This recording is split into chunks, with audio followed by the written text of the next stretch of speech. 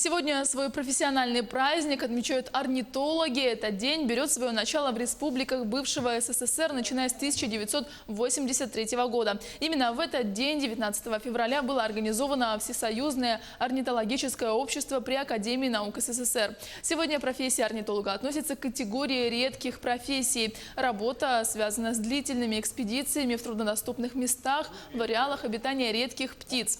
В Якутии зарегистрировано 322 вида птиц. Также часто отмечаются различные случайные залеты экзотических птиц. Так, в прошлом году в Нюрбинском районе обнаружили фламинго.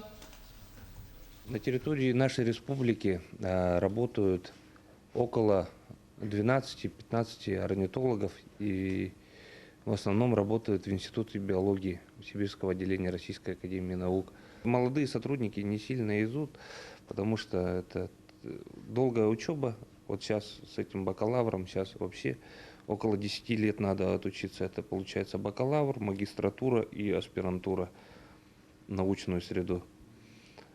И из-за этого, видимо, это становится неким барьером для молодых исследователей.